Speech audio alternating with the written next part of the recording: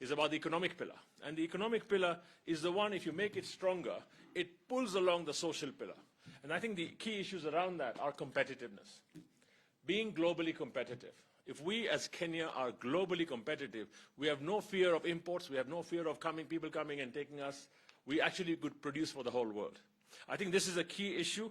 Competitiveness, I don't need to tell you this because I think it comes back in your language, and I think ultimately this item, even today, and I just want to put it into context, I'll stray away for a moment, the Russia-Ukraine war is actually telling us right now, get competitive and start producing for the world, because commodity prices have gone through the roof. I think everything that we can produce here could be much more better.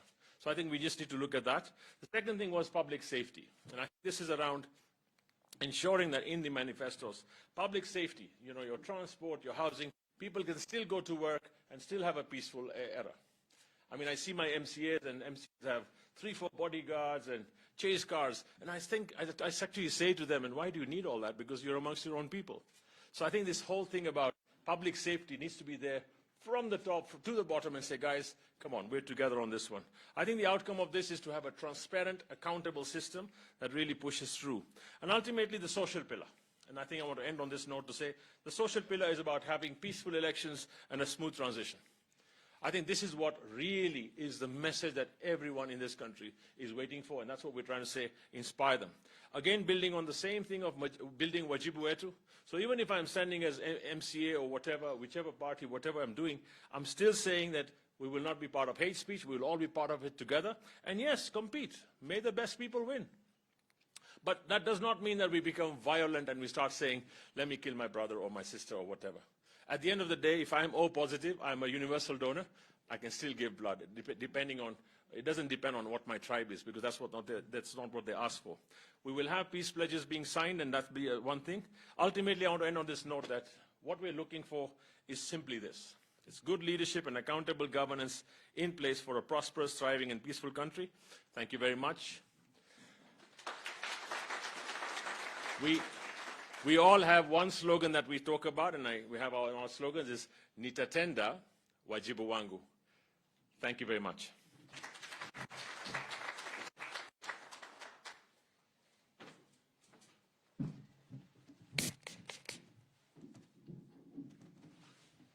Thank you so much, Dr. Vimal. Honorable Musalia Mudavadi, we recognize your presence. Thank you for joining us. So as mentioned by Dr. Vimal, part of the Kenya Daima initiative is meeting with all the presidential candidates and sharing our aspirations as the private sector and what we'd like to see happening this year and beyond after the elections. He's mentioned on Nitatenda Wajibu Wangu, and I would request all of us to say it as a pledge that we agree to that statement. Let us go Nitatenda Wajibu Wangu. Stronger, please. Nitatenda Wajibu Wangu. Thank you. That is the call from Kenya Daima Initiative.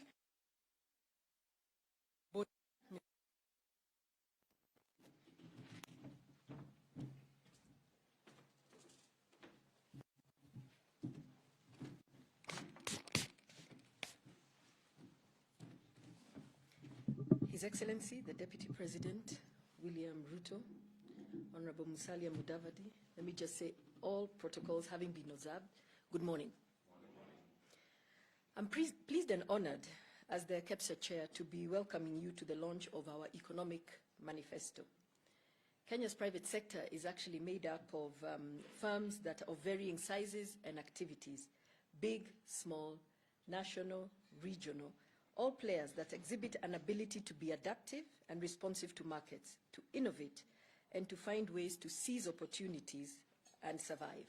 You actually have the list in front of you of all the members that we have.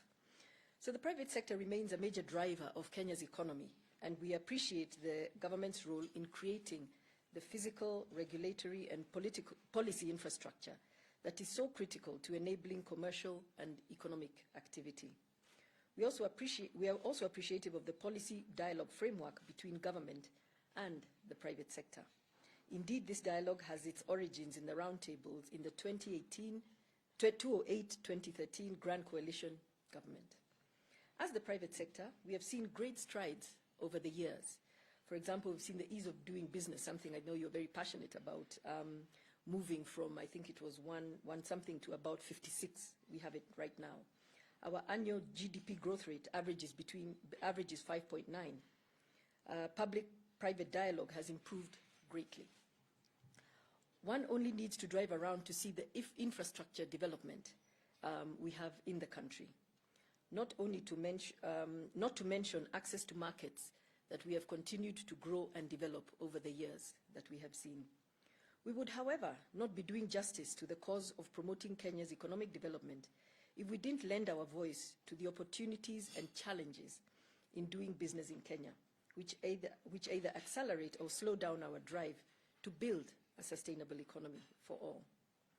Addressing policy and institutional constraint to private sector growth will be paramount to growing our nation.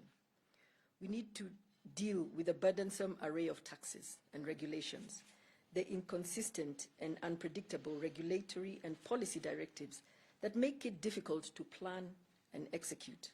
Sometimes we feel challenged by officials who seem to view the private sector as best as merely a source of revenue, and more usually with suspicion, as though we, the private sector and government, do not have the same objective and hopes for our Kenya.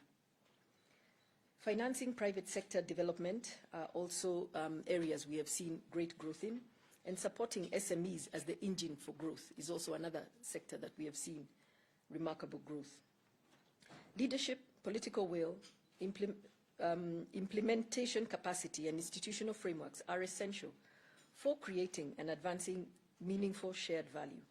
But paramount is the trust between the public and private sector, which can only be built through structured and open communication, inclusive dialogue, participation and accountability, and through collaborative efforts to understand each other. Therefore, we hope that this engagement today will provide you with the platform to listen to our issues and to propose solutions to the challenges that are holding back our economic potential.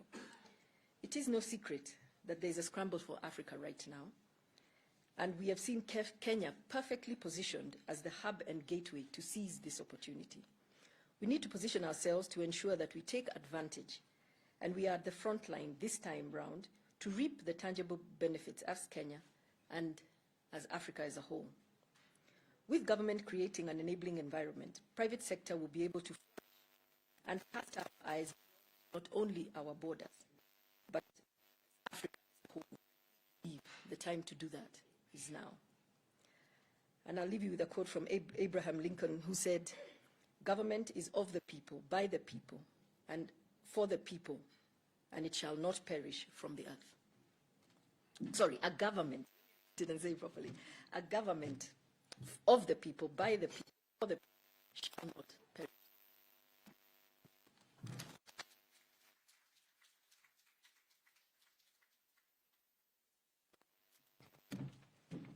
Indeed, thank you, our chair. She has called upon the strengthening of the public-private dialogue and also looking at enhancing the economy of this country. So before I call upon our CEO, we will do some 3 claps, because after this our CEO will then invite our key guest and take the program from there.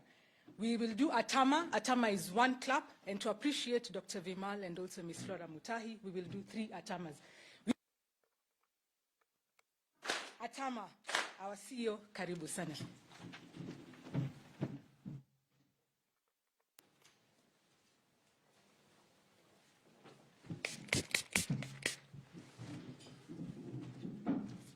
Thank you very much. Your Excellency, Honorable Dr. William Ruto, the Deputy President of the Republic of Kenya and the presidential candidate of Kenya Kwanza, all protocols having been observed, good morning. As I was sitting there, I remembered something. When the coalition government came to power, I was sitting in the office and I got a call on the landline, and I picked it. And the voice on the other side said, "Good morning, Carol." And I said, "Good morning." And he said, "Do you know who's speaking?" And I said, "No." He said, "My name is William Ruto, and I'm the Minister of Education." And I'd like to meet with Kenya Private Sector Alliance, and we see what we can do in education. And that's where our relationship began. So Asante for the work you've been with us. So I'll begin by a little bit of, I don't have to introduce KEPSA to many of us, but it's good for those who have not engaged with us, for me just to say one or two. Of the existence of KEPSA, and I've been there for 15, so I'm as old as KEPSA. KEPSA has brought the private sector together and provided leadership in policy and partnership in national development with government and other stakeholders. I was also reminding the Honorable Nanok that when they held the first Turkana festival, I went for that. And for me, it was amazing. I don't think we ever thought what's that side of the country and what it can bring. And I think that is what made me realize there's so much business in every part of our country. As I saw them showcase the different things that the Turkana could be. I'd gone there with Talo. I don't know if they're present here. But I think what I realized that every county of ours has so much potential. And I think it was alluded earlier by Vimal and by Flora, that we are actually self-sufficient and we can feed the world. And so as an organization, we try to bring together foreign businesses, local businesses, associations, chambers of commerce, professional bodies, corporates, SMEs, startups from all sectors of the economy so that we can speak in one voice when engaging government, development partners, and other stakeholders on cross-cutting issues, because each of these associations has a mandate to speak for themselves, to engage on the issues, the particular issues. But when we need a voice to come together and speak as private sector, then we come together as KEPSA. We also support businesses with opportunities for training, networking, financial linkages, and this we did a lot, especially with COVID, mentorship and coaching, access to markets and value chains, as well as inbound and outbound global investment opportunities. And I think over the years, we've done a lot of that with government and other stakeholders.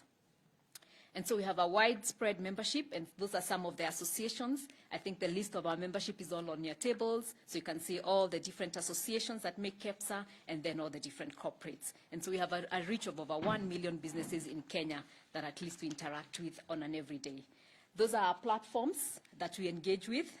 The Deputy President is very familiar with them, and so I will not go into the details, but we have created over the years. It started with President Kibaki. That time we only were doing the ministerial stakeholder forums, and then we moved to roundtables with the Prime Minister and the President, and again roundtables, and then all the different structures. And we have engaged with the many ones who have here. I remember even the COG, during Dr. Nanok's time, we did have a lot of engagement and hope we can continue to engage through that. In terms of our manifesto, Your Excellency, we are looking at 5 thematic areas, and I know they are non-new. They are areas we've engaged with you before. The first one is powering jobs and wealth and inclusive wealth creation. The second one is deepening social transformation to bridge inequalities. The third one is enhancing governance and economic stability. The fourth one, investing in cutting-edge innovation and research and development. The fifth one is creating a globally competitive business environment, and I think that was touched on as part of Kenya Daima, and that's why we're here. We're taking that chunk of Kenya Daima and implementing it as the private sector. The private sector is truly the driving force of economic growth, as we all know. Wealth formation and job creation in Kenya and the world. And in the short term to medium term, KEPSA will look at coalescing all these efforts highlighted in the private sector economic manifesto to deliver the economic, political and social pillars of Vision 2030. We have 8 years to Vision 2030, so anything we are doing now has to be 10 times more transformational than we've done before so that we achieve our goals. And how we intend to do it, we do the National Business Agenda. Again, the Deputy President is very aware of that, and we create that in every 5 years, and the economic manifesto is part of that, and then we bring the MTPs, which is the medium-term plans of the Vision 2030, the SDGs, and the other private sector development priorities, and that is what the document we use in engaging the government. We play a critical role in inspiring jobs. This is the first pillar priority, with their creation, particularly in the digital and circular economies. If there's any areas that we're going to grow jobs, Your Excellency, is in these 2 areas, by seeing how everyone is included. And I will give some examples. Between 2015 and 2019, the number of organizations that had online presence almost doubled. There was also an 87% increase in registered digital organizations. From one of the programs that we ran with the Ministry of ICT and e-mobility supported by MasterCard Foundation, we found that in 2021 that already 1.2 million Kenyans are either digital. In 2020, there were over 677,000 people employed in the digital area. That is a whole $109 million. And the 33% increase of that will really make a lot of difference in the next 5 years. And those are some of the companies that have been there. So what do we need from government? Operationalize the 5-step roadmap within Kenya's digital economy strategy to continue to foster a strong, enabling environment. As our young people get out of school and get into this space, let them find an environment that is conducive for them. A second part of this is leveraging cluster-based approach to enhance value chains development in productive sectors, which is sector generation of job and wealth creation. And I know you're very passionate about the SMEs. Value addition in several key productive SME sectors, including agro-processing, leather, construction, and IT-related sectors, could substantially increase productivity, jobs, and broader economic prosperity. County-based clusters are a promising approach to effectively unlock and expand new value chains. By one, increasing modernization and formalization. The second one, improving quality and standards. The third one, crowding in investors. And in the fifth one, improving participation in global value chains. I'll give a good example. A case in point. Launching food processing hub in Mombasa to process imported agro-based products, e.g. wheat, palm oil, and rice. Only one can do this, and the number of jobs will be amazing.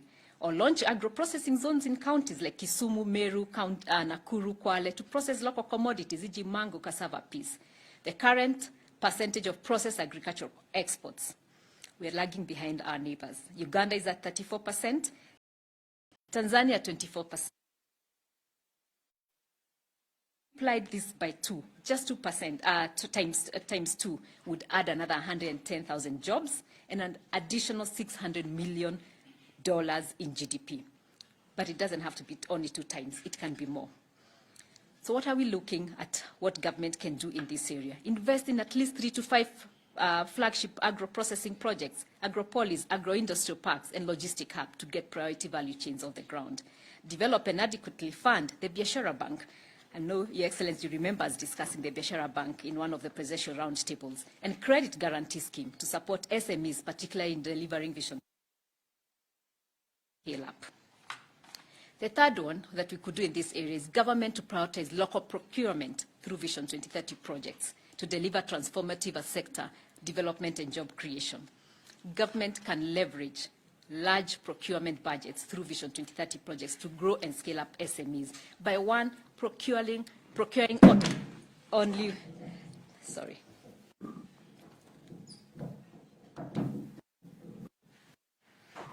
Hope it's okay. Procuring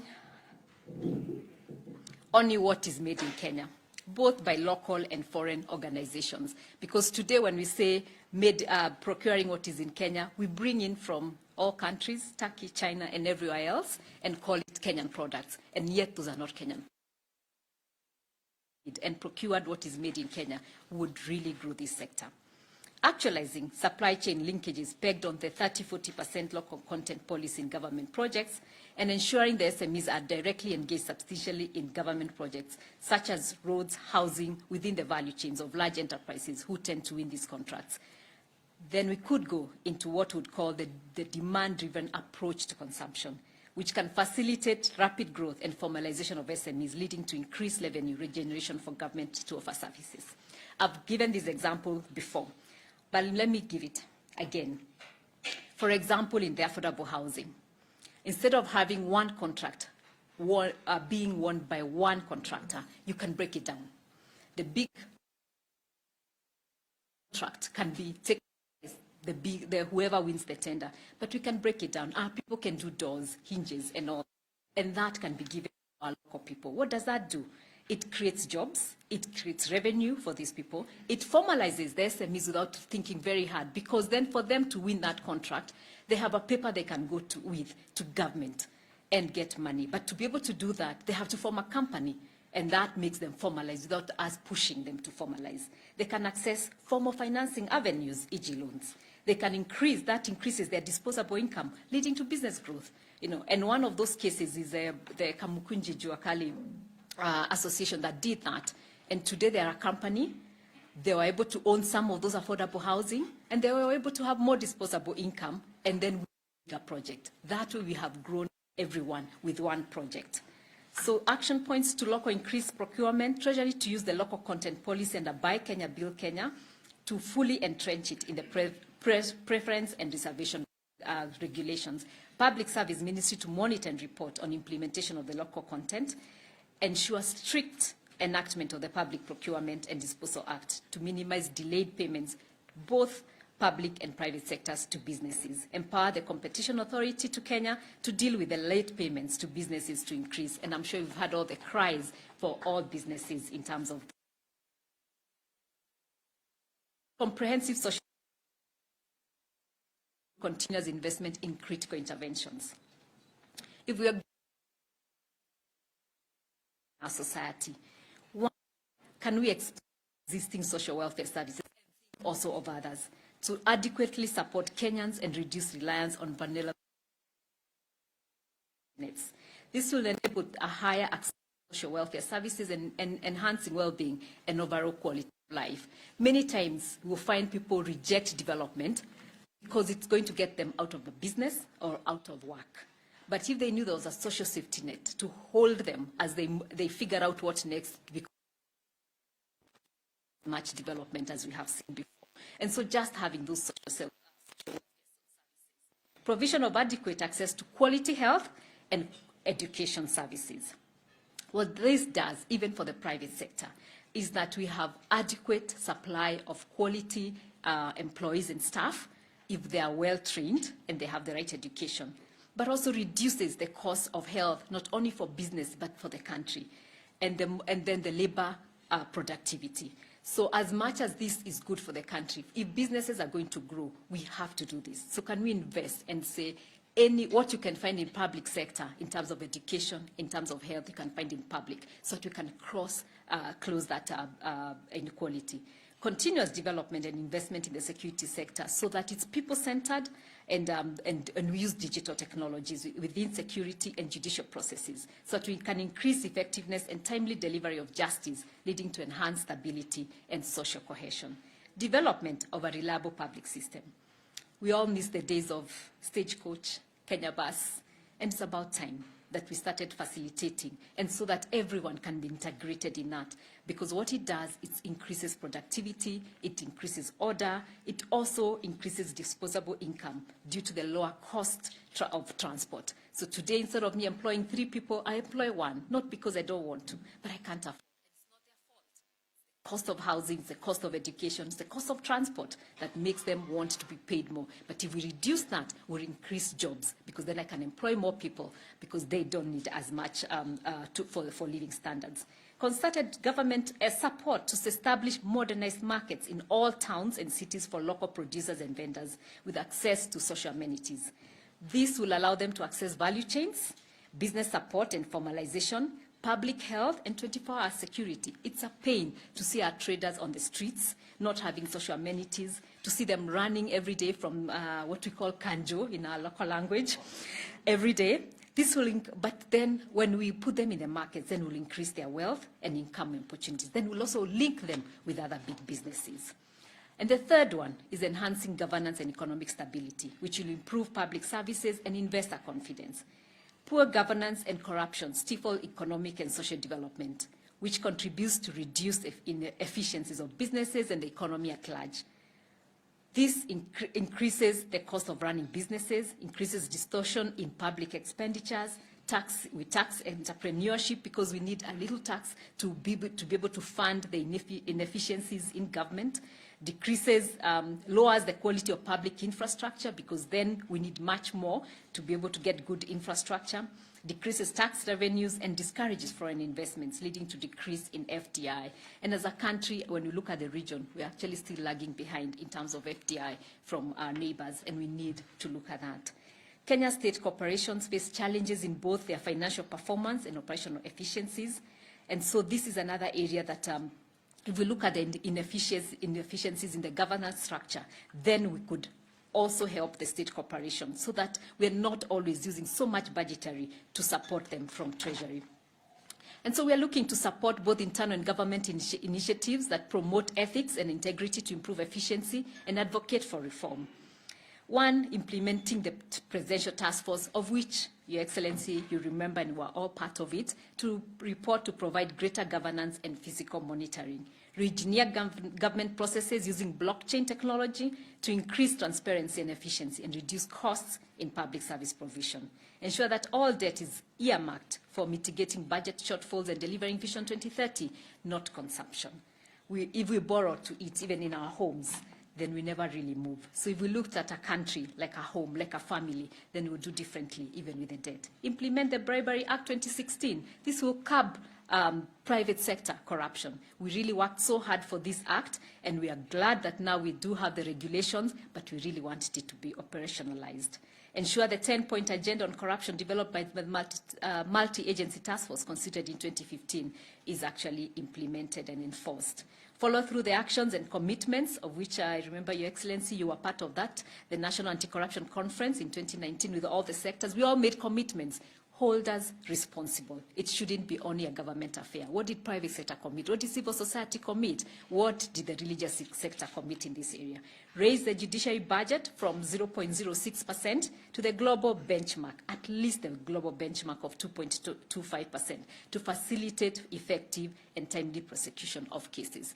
Judiciary should not only be for the people in this room, it should be for Wanjiku and everyone else. So could we at least increase their budget so that we can have courts in every part of this country and accessible justice?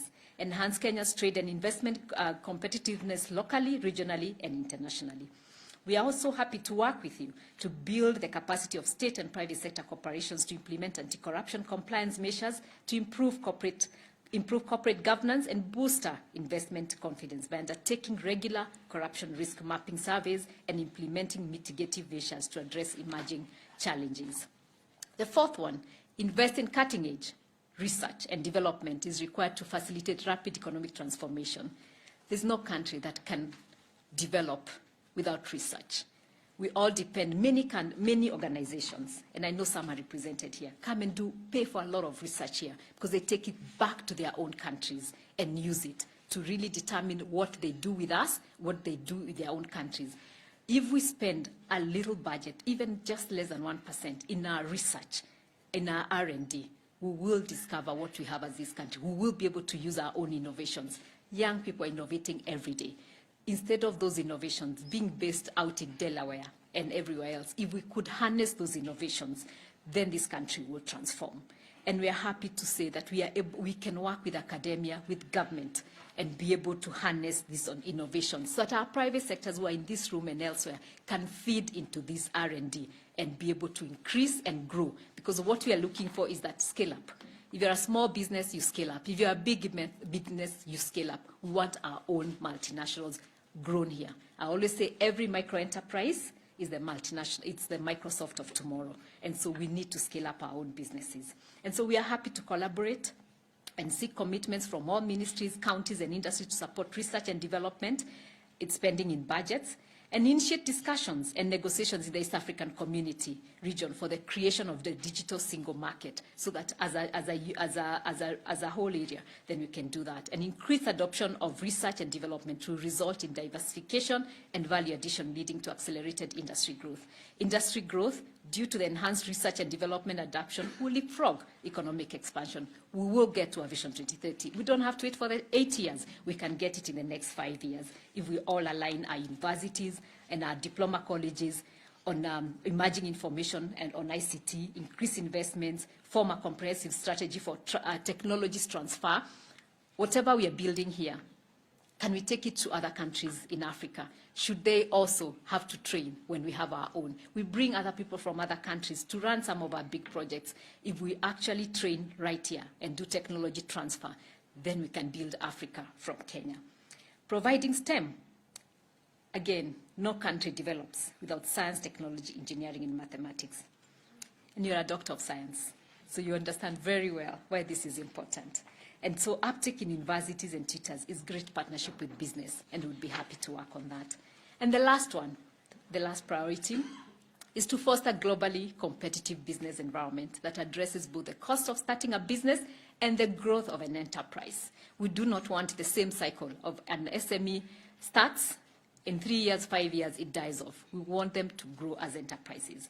And some of the things that we have found as market failures in Kenya, one is land and property rights, procedures to register property, issues with the land registry, and delayed land information management. I know there's a lot of work that's happening there, but we really need to ensure that it's a smooth process so that businesses can be able to start businesses and move without hinges.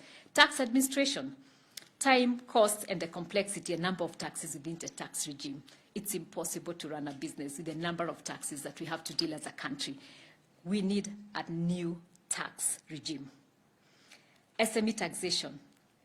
We've reverted to the tax regime to 16% and introduction of digital and minimum taxes, which only increase costs for SMEs. Again, for SMEs, can we start with a simple tax or at least a grace period and say, if you start a business in this area, this is your grace period. In this area, it's your grace period. And then we grow from there. Because once businesses grow, government will have the revenue it needs. Starting a business, despite improvements, Kenya's doing business ranking on registration. Starting the business is still poor compared to our regional best performers.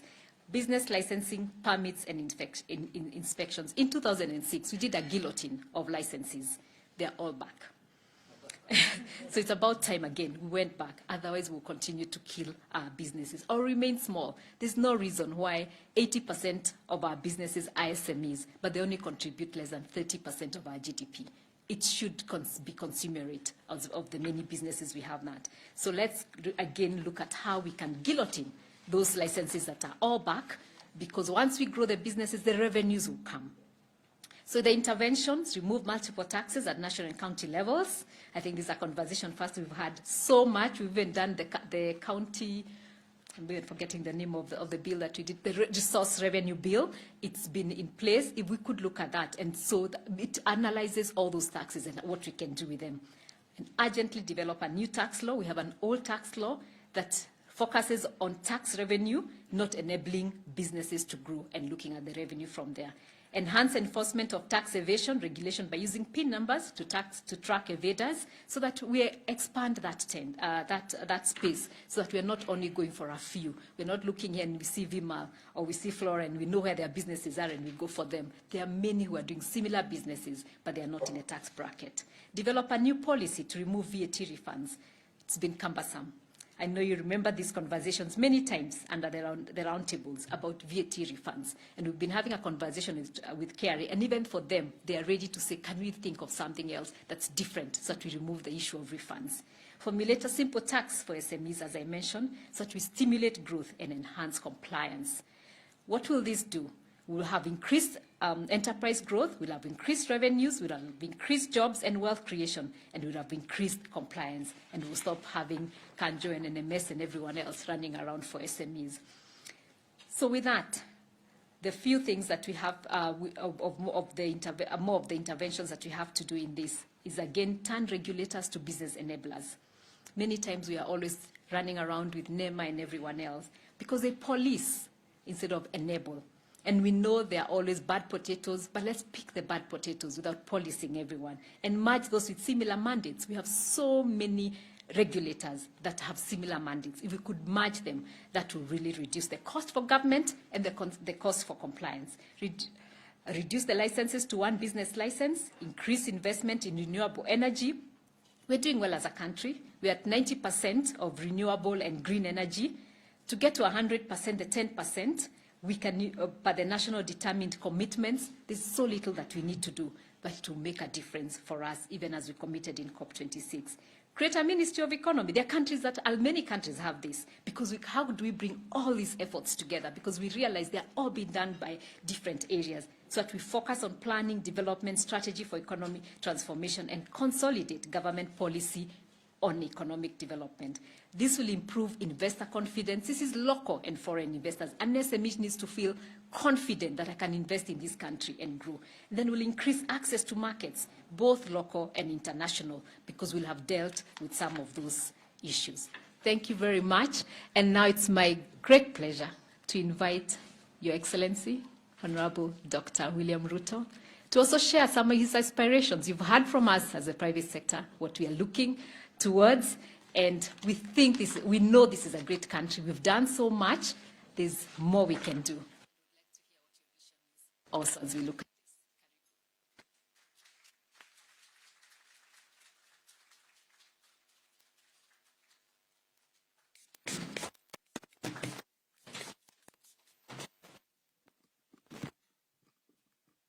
Thank you very much, Carol. Please, let's take our seats. Thank you very much. Honorable Musalia Mudavadi, the chair of KEPSA, Madam Mutahi, Caro, the CEO, distinguished ladies and gentlemen, good morning. It's always a pleasure to engage with business people. And this morning, I am happy that I have an opportunity to listen to business. As Caro has said, we have had a relationship from the days of the Grand Coalition government to the days of the Jubilee administration. And today, I have come here both as Deputy President, but as also a candidate in this election. And I've had to, and I am happy to have listened to the presentation that has been made by Caro. And I will just say a few things. Just listening to Caro, it took me back to when I was appointed Minister for Agriculture.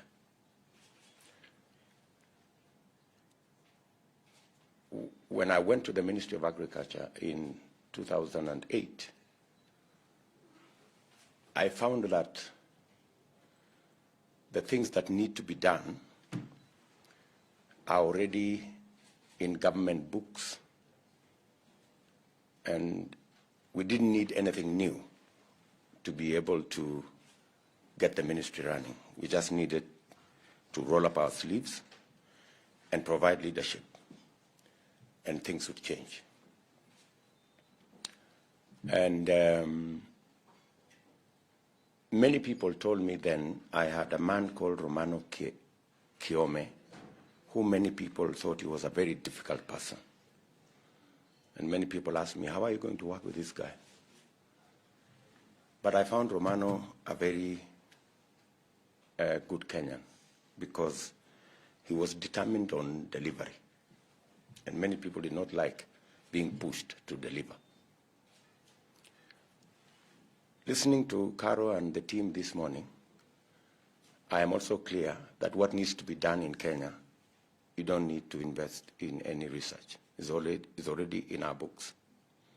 Many of the things that need to be done are already known, and all that is required now is the necessary leadership to deliver on the things that we already know should be done.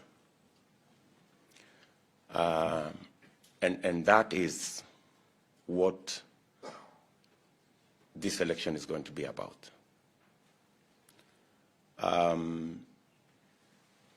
My own perspective on the presentation that has been made and the place where we are as a country. I remember saying 3 years ago that we are going to change the conversation in Kenya. That's not going to be about leaders. It's not about changing the constitution. It's not going to be about sharing power, but it's going to be about the people. It's not going to be about changing the constitution. It's going to be about changing the economy. It's not going to be about sharing power. It's going to be about how to empower the citizens of our country. And that's where we are today. We have pushed the conversation in the political space to the place where we are today. We are discussing the economy.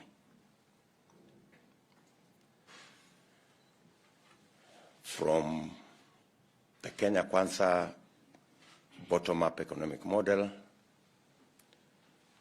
to all the array up to where our other friends are. And I am a very proud Kenyan that we are having a conversation in this election about the economy. It couldn't have been any better.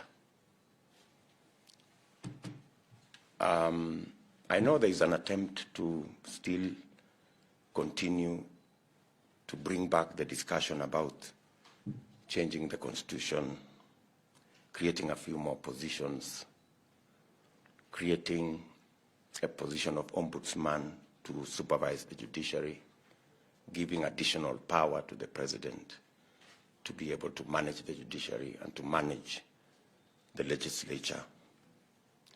But I am very confident that the people of Kenya will make the correct decision, and that what we need to change in this election is not the constitution, but the economy.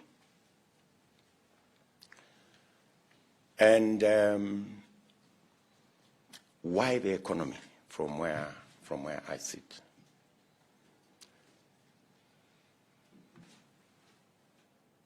The way to move Kenya to the next level, as has been ably articulated by Carol, is how to relook at the whole spectrum of our economy. From the Kenya Kwanza perspective, we believe that the first step towards everything you have said here is how to capitalize the private sector. That's the whole essence. If you ask me what bottom-up is, it's about how to capitalize the private sector. I know when we say capitalize the private sector, many people wonder whether we are talking about capitalizing the corporates. That's not what we are discussing. We are discussing about having a limited resource base. How do you deploy the resources we have where we can get the highest return? Highest return in terms of creating jobs, highest return in terms of creating opportunity, highest return in terms of creating wealth, and highest return in terms of how we can move everybody to the next level. From the Kenya Kwanza perspective, we believe that the limited resources we have, the way to get the highest return is to deploy in areas that not only give us quick returns, but also the highest returns. And where are these areas? You've heard us say the lowest hanging fruit is in the agricultural space and in the micro and small enterprise space. If we deploy resources, public resources that is, in that sector of the private sector, we will then not only get to increase their productivity and get a quicker return, but we will then create a market. So it's about increasing our productivity and expanding the market for everybody. Let me maybe put it much more clearly. We believe that agriculture being the low-hanging fruit, deploying public resources in increasing the productivity of our farmers is the easiest place to begin. Why? Because number one, whether it is crops, we have the farmers already in place. They are already doing it. If it is maize, they are producing 5 bags per acre. We can make them produce 15 in one season. If we make sure they have the correct seed, and we make sure they have access to affordable fertilizer, we will increase their productivity. Milk, for example.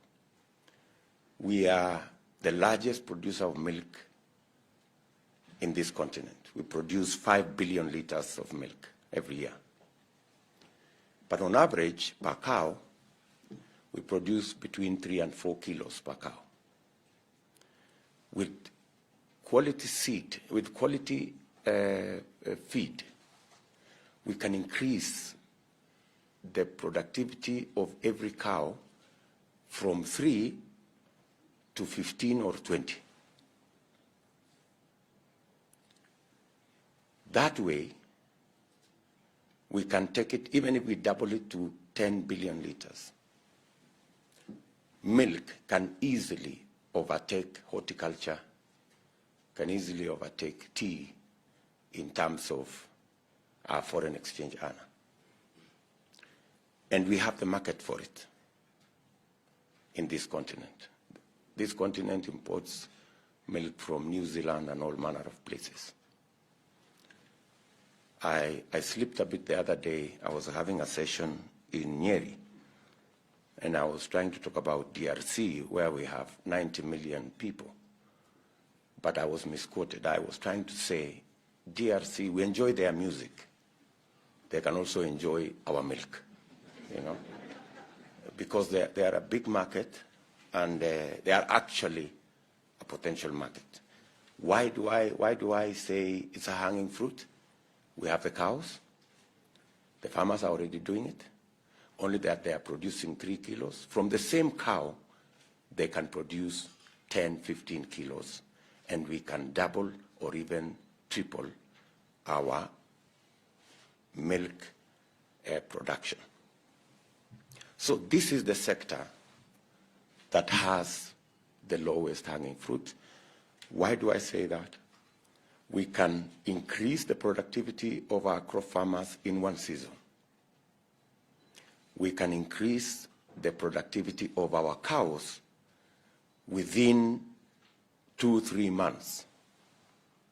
So that's the place, in our opinion, where if you invest, if you deploy, the problem with that space is capital.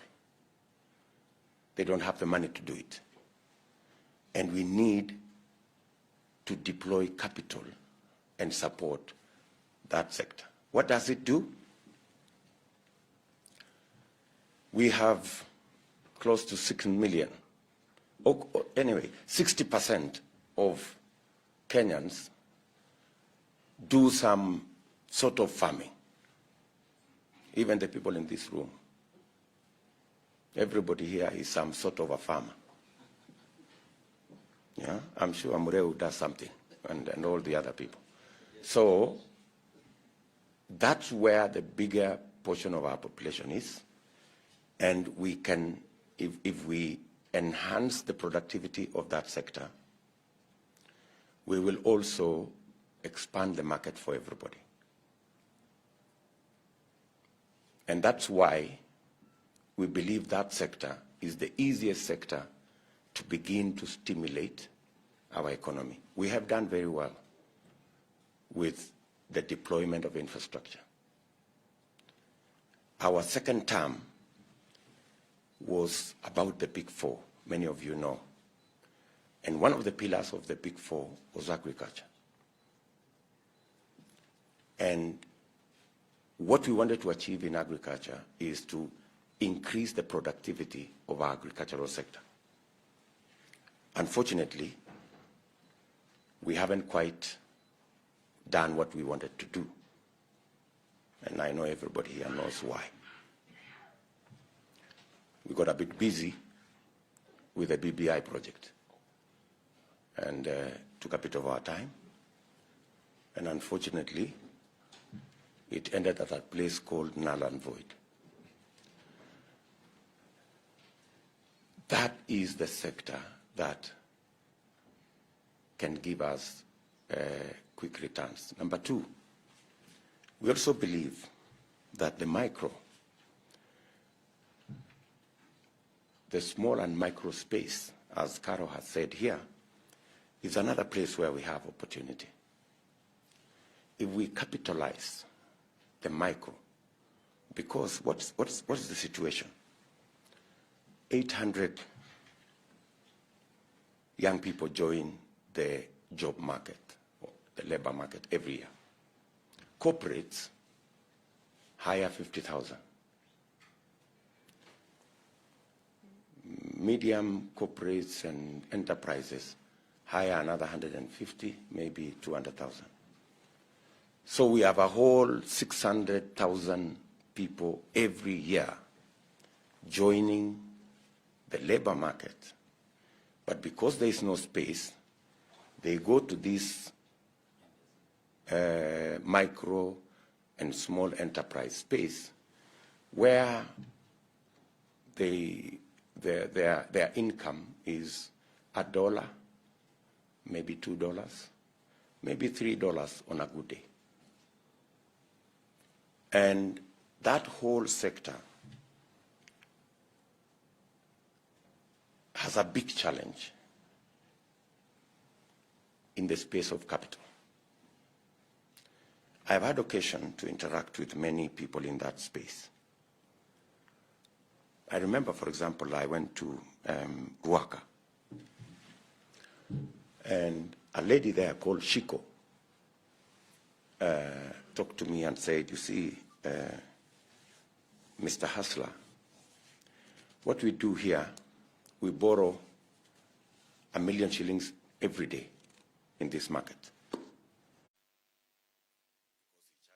10.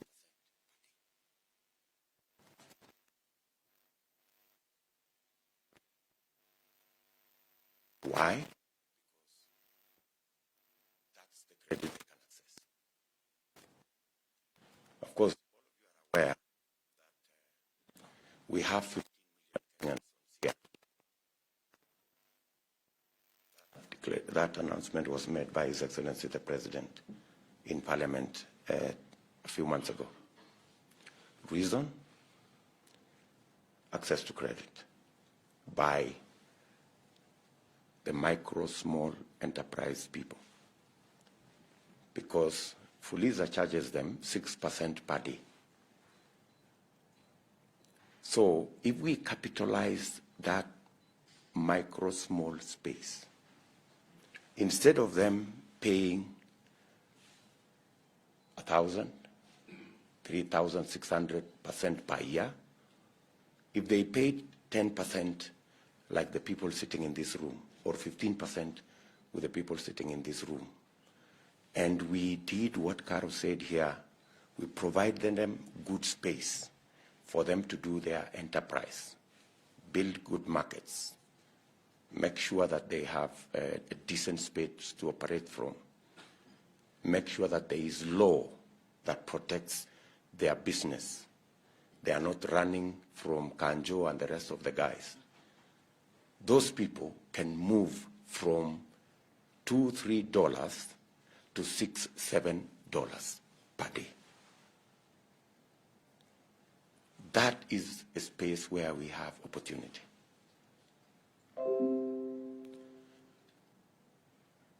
What does that do? Putting a little money in those two areas, because we have limited resources, you know, we have limited resources. And if you have limited resources, you deploy them in the place where you have the quickest and possibly the highest return. We've discussed the Biashara Bank forever. Yeah, that's why I have said when or if elected, we will put the first 50 billion shillings in the fund for micro and small enterprise for them to have access to credit.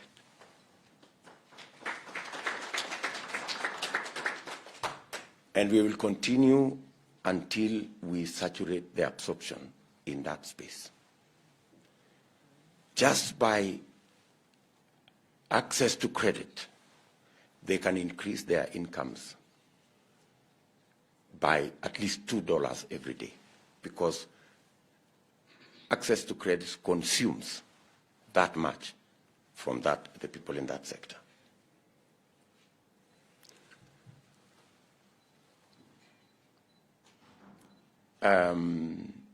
So the bottom-up economic model is basically about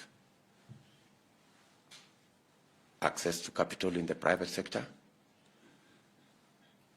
expanding the market, and making sure that if all the farmers increase their productivity, they will be a market for the people in the corporate world.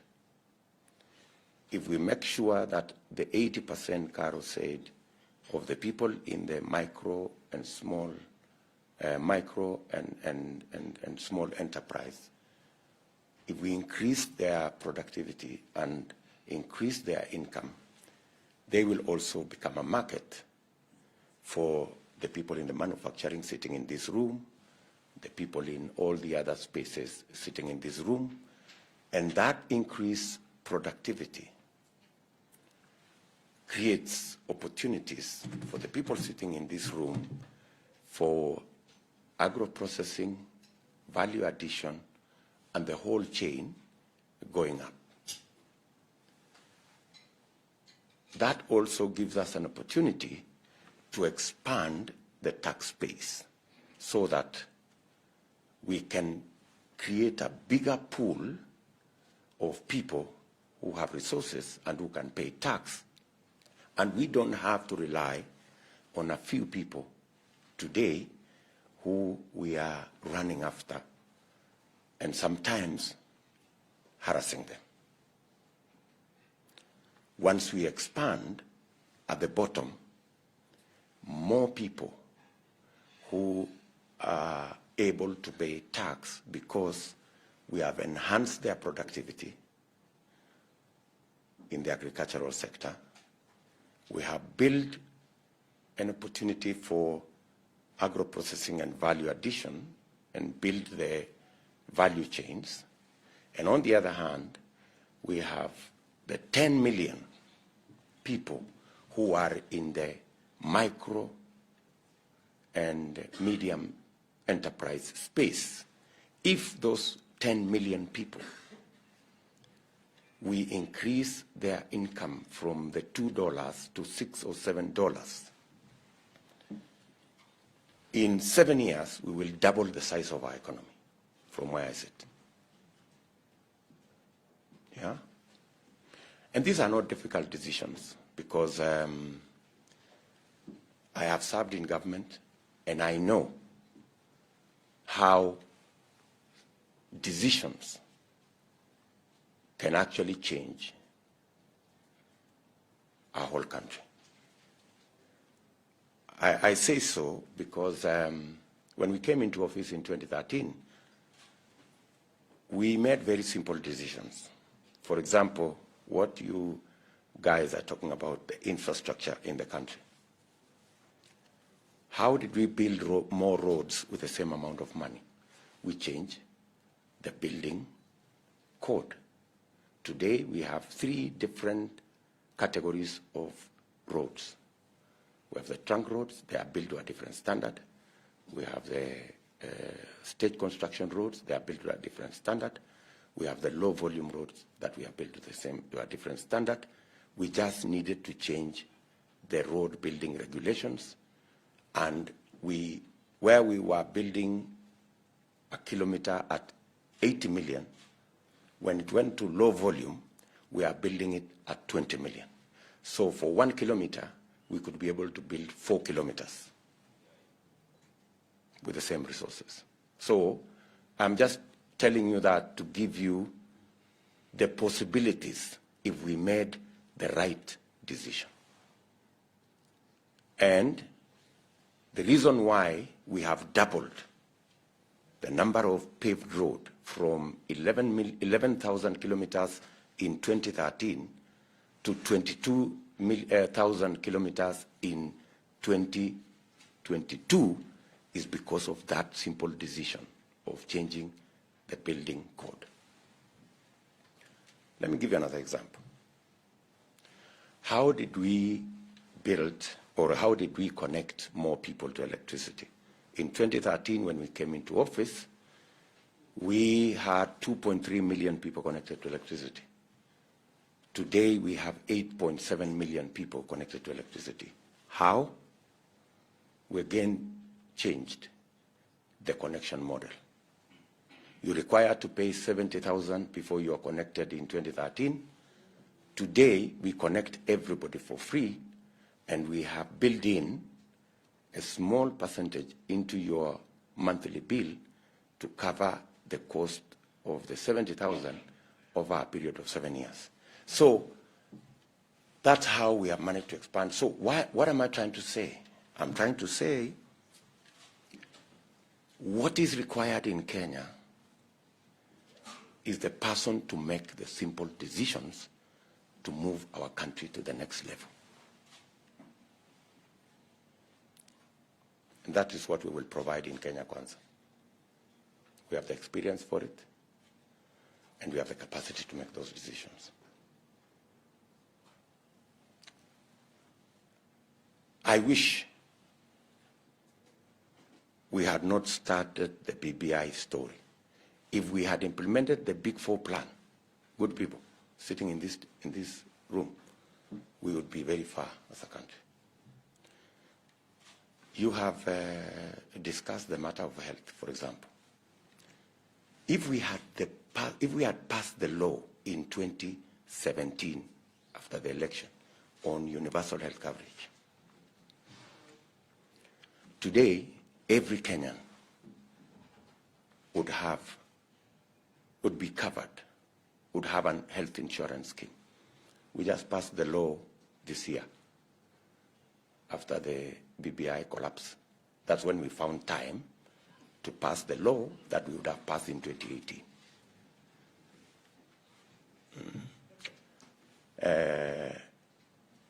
It's never too late to make the right decision anyway. So we've passed the law, and now we are rolling out the new rates, which are, I think there's a bit of discussion, which is good, and it is healthy, where everybody now will pay a percentage of their income.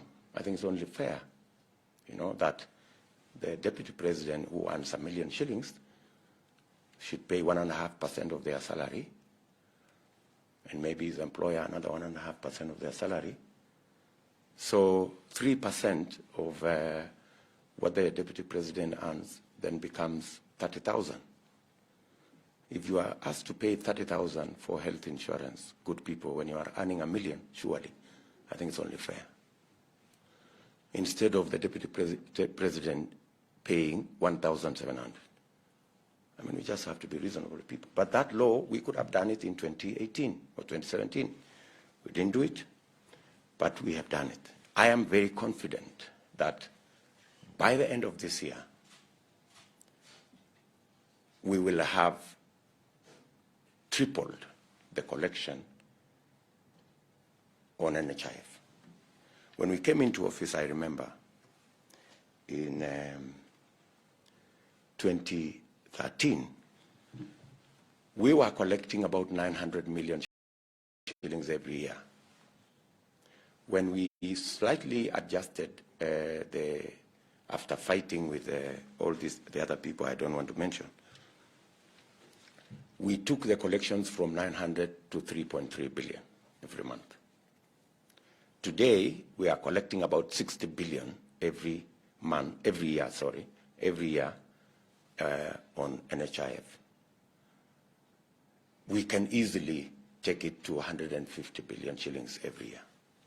And we can actually completely have a universal health insurance scheme in Kenya, which removes the burden from even the people in the private sector space of having to pay medical cover for their employees. Because if we leverage on the economies of scale, where every Kenyan can pay a percentage of their income, then we can be able to deploy health in a much more efficient, effective, and in an affordable manner. So we believe that with a bottom-up approach, we should be able to deploy our capital effectively, public resources we have. We should be able to make sure that we create jobs using the deployment of that capital in the agricultural sector, in the SME sector. And we should be able to expand the market for everybody. And the fourth item, we should be able to ease the chasing of taxes from a few people by making sure that we have a bigger base, we have more taxpayers, and therefore increase the efficiency of tax collection through digitization. Today, we don't collect almost 40% of VAT. We don't collect 40%. We can collect another 250 billion shillings every year just by digitizing the collection of taxes. I am very confident that that is the space we will be able to cover. There is absolutely no reason why we are collecting 14% of our GDP. We can easily move it to 22 or 23% of our GDP, and we should be collecting between 2.5 and 2.8 trillion shillings instead of the 1.6, 1.7 we are collecting at the moment. That way, in my opinion, we can reduce the appetite on borrowing. We can reduce the appetite on borrowing, and we can begin the journey to build and run our affairs more on our taxes and less on borrowing. But it starts with the bottom. Let me say two things so that I can conclude my remarks. We have mentioned here about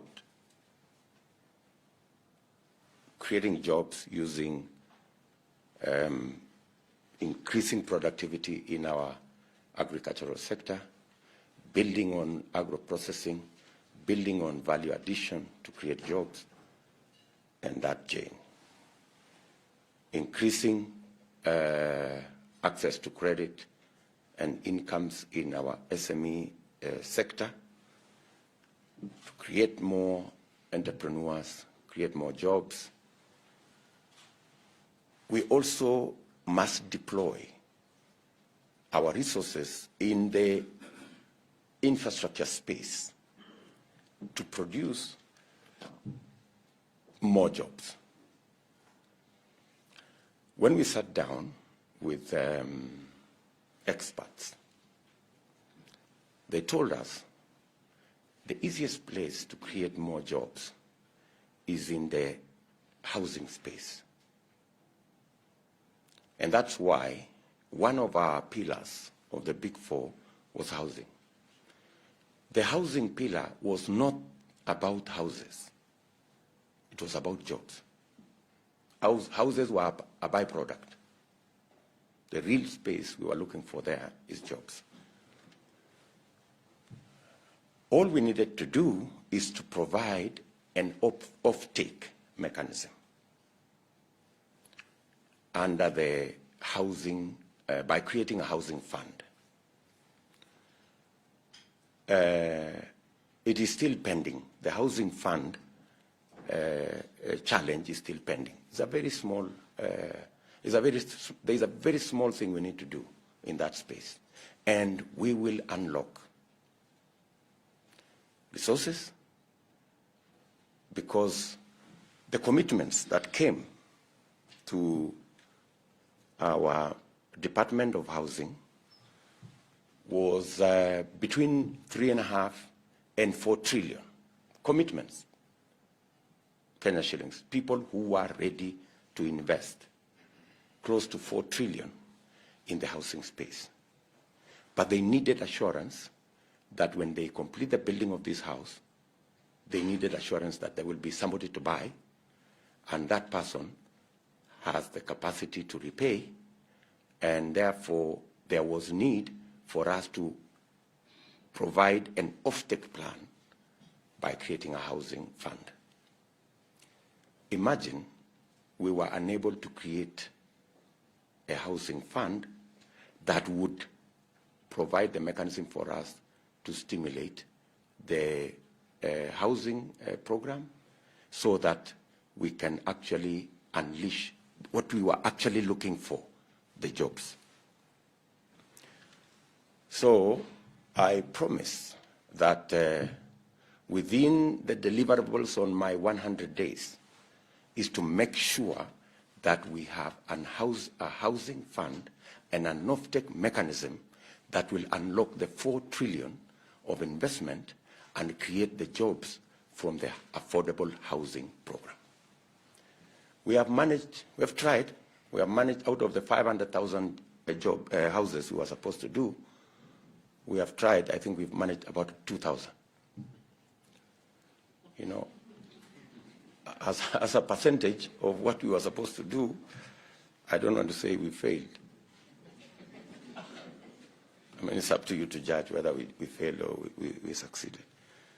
And it's a very simple thing. That's why I'm telling you, we need the leadership with a focus to make the small decisions that will change Kenya. We've always talked about this tremendous potential. But as Vimal said here, we can be at the potential for 50 years unless we make the right decisions. And the right decisions are not necessarily very complicated.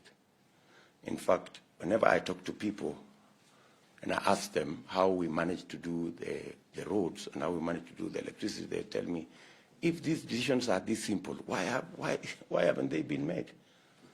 But that's how it is. So, finally, we have to think about the whole space around savings. Today, as a country, our savings is about 7, maybe 7.5, maybe 8 at most % of our GDP. The reason why we borrow from China is because their savings is 55% of their GDP.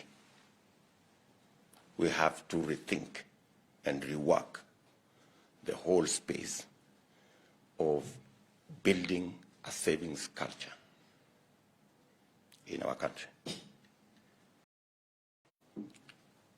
I mean, of the people, all the people that have a pay slip, know that there is a 200 shillings on their pay slip to NSSF. I'm not saying, I'm saying 200 Kenya shillings. It's not $200, 200 Kenya shillings. I mean, anybody in their rightful mind, how can anybody say 200 shillings is a saving?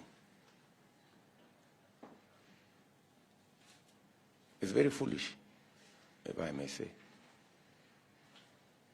So we have to rethink about how to build our savings so that we can run our development, we can do our investments on the basis of the savings that we have.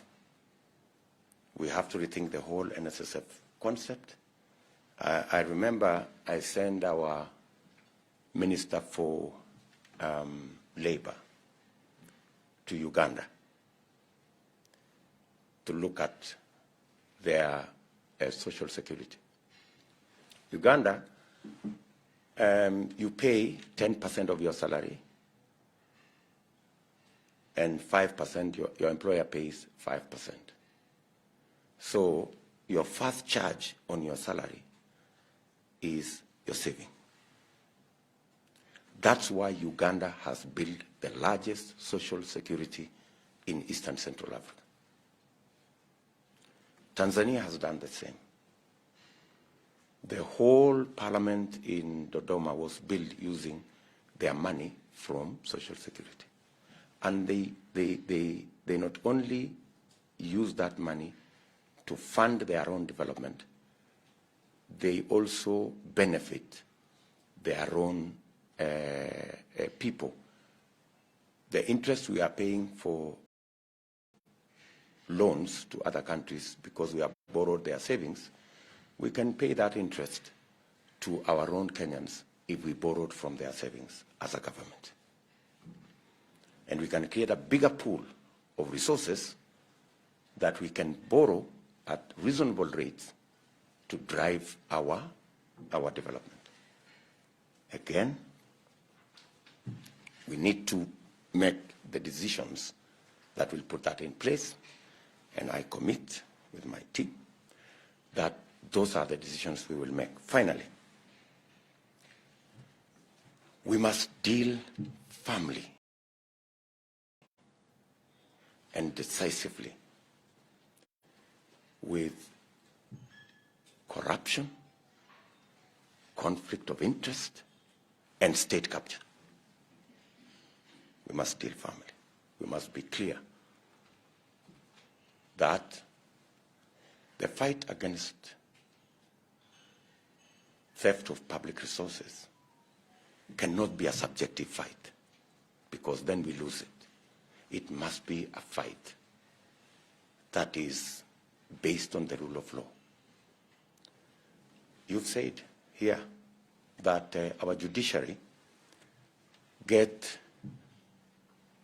I saw your number, 0.6% of the budget. The standard worldwide is 2.25 of our budget. That's why disputes in the business space take forever. That's why corruption cases take forever.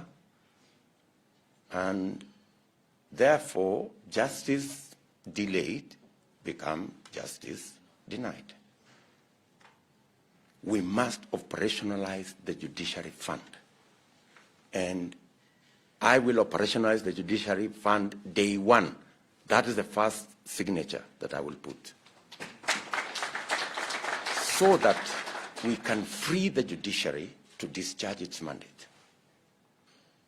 So that the judiciary can deal with disputes. So that the judiciary can deal firmly, decisively with corruption cases.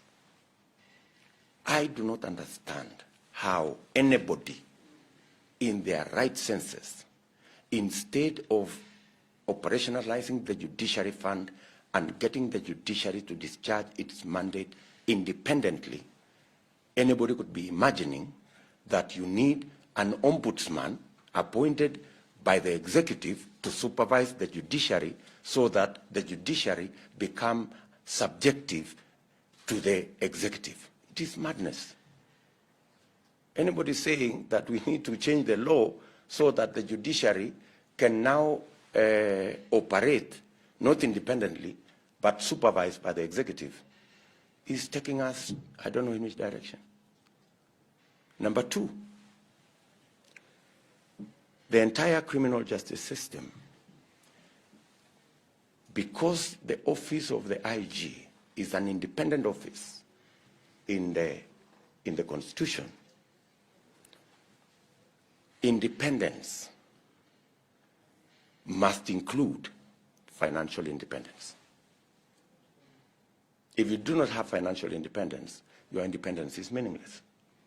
If you still have to depend on money from the office of the president to run an independent office of the IG and the DCI and the rest of it, we are told he who pays the piper calls the tune. That's why we have all these cases. There is a legitimate concern that the office of the DCI has been weaponized, not to discharge the mandate it has in the Constitution, but is being used as a weapon to fight the people you don't like. So, day one, I will sign the instrument to appoint an accounting officer in the office of the IG so that their budget is no longer in the office of the president, their budget goes to the office of the IG, and they have financial independence, and they can go after whatever crook they want, they can go after whatever criminal they have without seeking permission from any person who is paying their bills.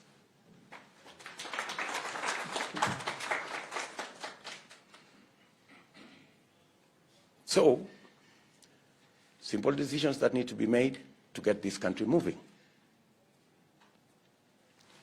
And I am very, very, very clear in my mind that we can transform this country in a very short while, in a very short time. And we can stop being the potential and be the reality that we should be. When I talk about that whole farming space, this man, Vimalsha, has been talking to us about contract farming for edible oil crops. And that goes into the space I was talking about, getting the product, putting money in that space around farmers. Why? Because today we import 170 billion of food items into this country. 170 billion. I think edible oils alone is somewhere between 60 and 70 billion. Yet, we can grow it in Kenya. So, we already have a market for what we are increasing the productivity of our farmers. We already have a market for what they will produce. So, I think I have said enough. And I want to ask this room that the very beautiful things that you have laid out here, from our perspective, we believe that we do not have the resources to do everything, but we have the resources to jumpstart and to create the first step and the momentum to be able to do the rest of the things.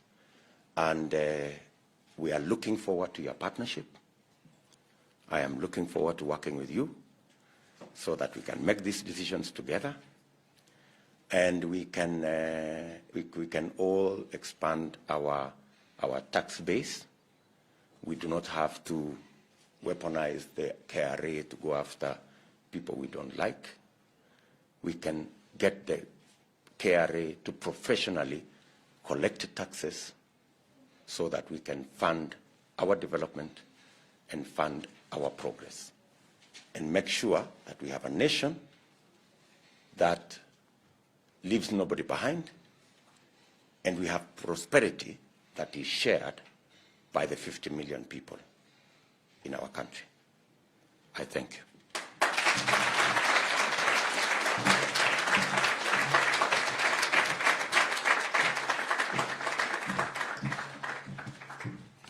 Wow. It has been an interesting session, having the two input from our leaders, from the private sector and from the presidential candidate. And what really comes out is that the work of today is the history of tomorrow, and we are its makers. Let us all strive to be mad, as Vimal always tells us, and that means let us go out and make a difference and be partners in growing the economy. To that, I'll request we make 4 atamas to appreciate the speakers, and then I'll request after that to have Engineer Bath, who's the chair of KEPSA Foundation, to take us to the plenary. But Adipi, there will be some questions that we'll request for your participation and the entire team, and then we will then have the closing remarks. So we'll request for your patience as we're almost done. Let us do the 4 atamas. We go atama, atama, atama, atama. Engineer Bath, karibu sana.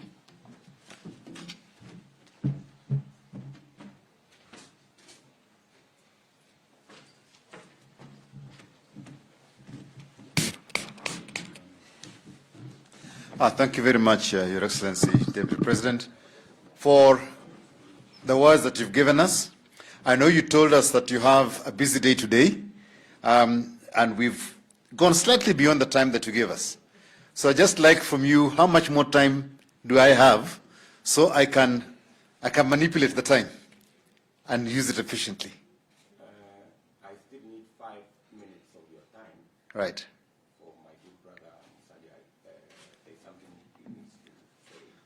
Okay. And then maybe another 10, 15 minutes max. Good. Okay. Mheshimiwa Honorable Mudavadi, I think it's good you give us that everything, and then I take the questions all inclusive, rather than try and play around. So karibu, and then you give me the time.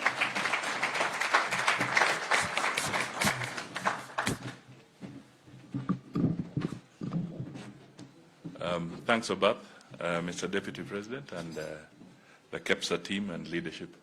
Good morning. Actually, I don't have too much to say because I believe the Deputy President has given a fairly broad perspective of what we think and what we hope we can do together with yourselves and other players in our economy. But let me just reiterate that we definitely want an economy that works for all. That is the important thing. A few days ago, the DP came out with this phrase, I think it was at his delegates conference, that it is not bottom versus up. It is bottom up. All right, so I think that message should sink. That in this process, this dialogue that we are engaging in, we are not trying to create a division between the cadres of our economic players. We want to try and create a synergy that will make sure that we work in harmony, big or small, slender or broad. That is important. We need to work together. We need to prioritize our resource allocation, and I think that has come out very, very clearly. We have seen that sometimes we deploy our resources where they're not properly utilized. We want to create the institutions that are recognized as essential to function. He has talked of the IG. We want to be able to say that can the real IG step forward?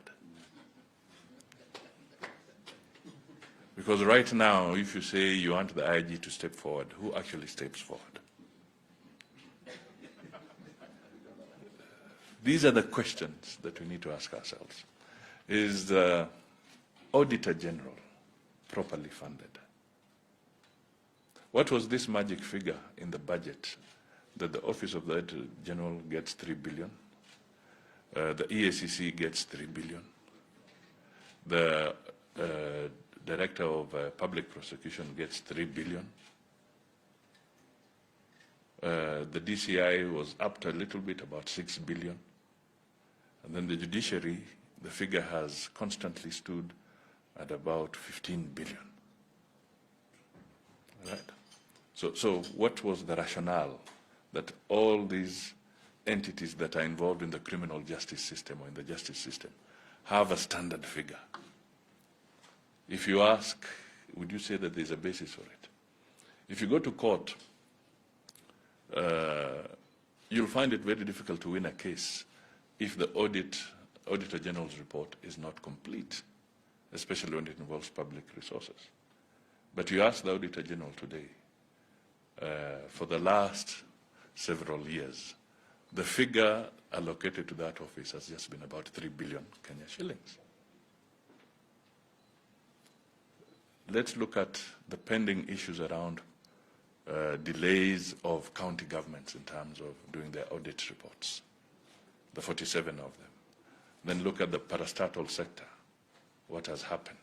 So clearly, our hands are full, and we want to be able to say that as Kenya Kwanza, we are ready to partner with you and partner with other Kenyans so that we can make these steps.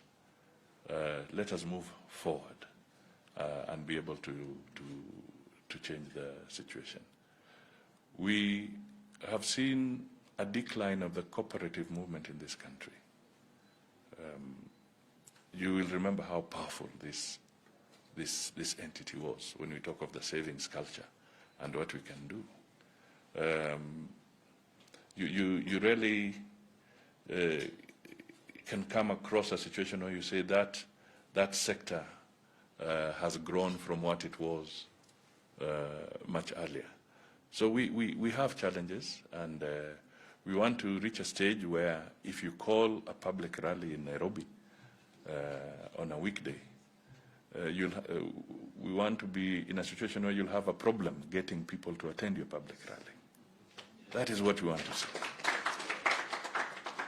But right now, you know what it takes. Sometimes you don't even have to call it. You just have to make it a small appearance. And you become a movie star in a given area. And this reflects the number of people who are out there who need jobs. And that is why we say Kenya Kwanza. It's not really about expansion of the leadership and so forth. Let us move away from guaranteeing leaders jobs. Let us guarantee Kenyans jobs.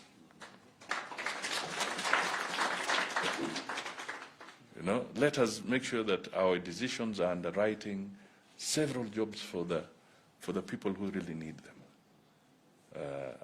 out there. We believe we have a package that we can offer to the people of Kenya. We want to have strong democratic institutions. We want a strong financial system that works. We want a private sector that is happy to partner with the government and the people of Kenya. You are not the opposition. Plain and simple. The private sector is not the opposition. So we must stop treating them as an opposition. We must treat them as partners. We must really open that dialogue window with yourselves and other Kenyans. So as I stand here, working jointly with the chief hustler, as they call him, because it was something that I meditated upon, because we had reached a stage where we are beginning to criminalize relationships.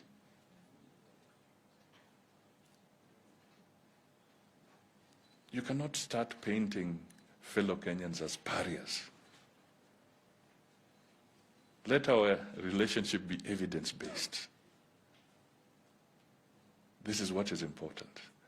Let the people who have an issue with the government don't evade tax, but there are ways of finding out whether you are in default, and then deal with it professionally.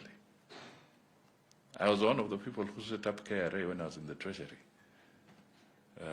Surely we did not anticipate that KRA would be walking into your premises with the police behind them. That was never what was anticipated. Let us strengthen our arbitration processes to buttress the justice system that he's talking about. Can we create a situation where we can become a hub for arbitration? Because you as business people, you want to cut the time that you take going to court, trying to process your issues. Can we develop a strong arbitration mechanism? Make this a center of global or regional arbitration so that we can get businesses moving and decisions made very quickly? Yes, we can do it. The brains are here. So I can tell you that tuko tayari kufanya kazi na nyinyi. I don't know which is the better word in Kiswahili. The Swahili experts are here. Obath, you're one of them. You should tell us, is it tenda wajibu wako or is it tekeleza wajibu wako? Asante sana. I think that's all I can say, but thank you so much for inviting us to be with you this morning, and we look forward to continuous engagement as we go forward. This gentleman was my desk mate in Nairobi school, and that one was my good friend in Kangemi when I stayed there. Okay. So we've come from far as well, but I think it has gone well. Thank you so much, good people. Thank you.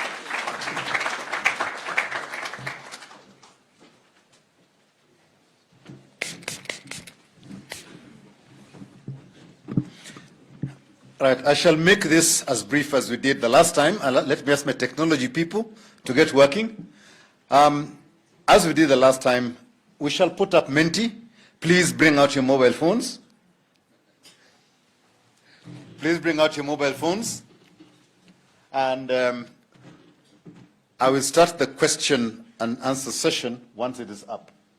So on the screen, you will see any other questions. It's a free-flowing presentation. Go to www.menti.com, www.menti.com, and once you're on that page, enter the code 9523 4413. And when you submit it, you will get a screen that asks any other questions. And I will put my name so that you know that it works, but then you please put your questions. So I will just put my name, Obath, and then I'll submit. And you can do several times. You can do several questions. So you see it appears, but you don't know who put it down. You know it is me because it's my name. Currently, there's only one person registered. I can see that in the bottom corner. But as more of you register, we shall be able to tell how engaged you are all here. This room was put up to accommodate roughly 90 people. So I expect to see 90 names on there, the number 90, and people participating.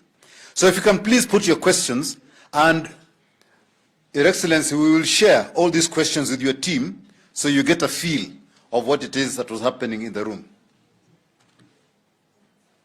So, yeah, they begin to come now. But this is only 6 people. You can continue adding questions as you go on. But in the traditional sense, I will allow 3 questions live. So those who have questions they would like to ask, please put your hands up, and I hope you catch my eye, and I'll also make sure it is gender. There's one man here, one. One lady there, 2. A gentleman, 3. And a lady, 4. Let me leave it at that because I know you don't have the time for live questions. But please continue putting your questions on Menti. It's been removed. I don't know why. But if we could have the microphone to go around, the 4 questions, please. Roving mic. We start off with question 1, which was here. And please make it a question, not a lecture. A lot of people like saying, by the way, there's all this that has happened, and by the time it comes to the question, it's 3 minutes. So please, you have 1 minute precisely to do your question. Mr. Mreo. Thank you very much. I'll not even talk about the protocols, but thank you very much, Mr. Deputy President. You're a farmer, Your Excellency, and you know the cow that produces most milk is the one that you feed first. Everybody has talked about the SME space. I double up as the chairman of the Micro and Small Enterprise Authority and also Economic Diplomacy Sector Board. And we have talked about a sector that employs 80% of this country's workforce. Is not a sector you can ignore. It's that cow that you need. So my request is, I have 3 requests. One is if your government can create a specific ministry that looks after this sector. Because for a long time we are all in a pool looking for resources that are scarce. Secondly, Your Excellency, is we offer incentives to foreign investors, but we don't offer any incentives to the local investors. And your local investors are the SMEs themselves. They're the manufacturers, they're the ones who actually... You spent a minute talking. What is your question? Yeah, no, I'm making a statement. I request No, we are asking questions. Please stick to a question. We don't have time. Right. His Excellency has got places to go. He has given us his time. So ask your question, please. My question is your third order, executive order, going to resource the micro and small enterprise authority so that their funds, as you have said, if you have signed the first 2 orders, can you make the third one, the SME authority, funding? Thank you. Okay, good. Second question was over there. Thank you. Please introduce yourself so that they know where you're coming from. My name is Eva, a Kenyan, also working in the financial sector. My question, I did see representation or discussion about 50.1% of the population of Kenya, which is women, especially in this day when we are scared of even being drivers. Thank you. Okay. Thank you very much for honoring the time. Third question. Who is number 3? Over here.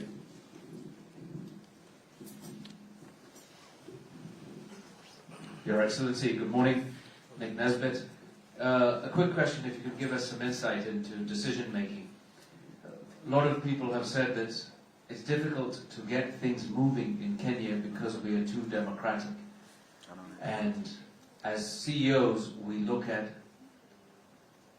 a leader, and she or he decides this is the way things are going to go. The interesting part of what you talked about was we will give independence to different institutions. Can you talk about how that would work to ensure that we are able to implement all the good things that you're talking about? Thank you. Thank you. And then the 4th one was over on that corner. Then Your Excellency, I'll allow you to respond, and then you can tell us whether you have more time after that, and then you do a second round. My name is Zuhura Odiambo from KEPSA Gender Sector Board and also a business consultant. The issue about the 50%, I know it's been asked before, and in your leadership, how are you seeing the placement of the 2/3 gender rule? We're seeing the private sector already putting different aspects in that, and would also like the same to be achieved on the other side. But on the MSME perspective, the VAT reduction, it's actually what is actually killing us in the business. As much as we're looking at many people paying tax, what about your first time in office, your first 100 days, looking at the reduction from the 16%, maybe to 11% to enable the business actually grow the economy? Thank you. Thank you very much. There are 4 questions, and then we shall proceed.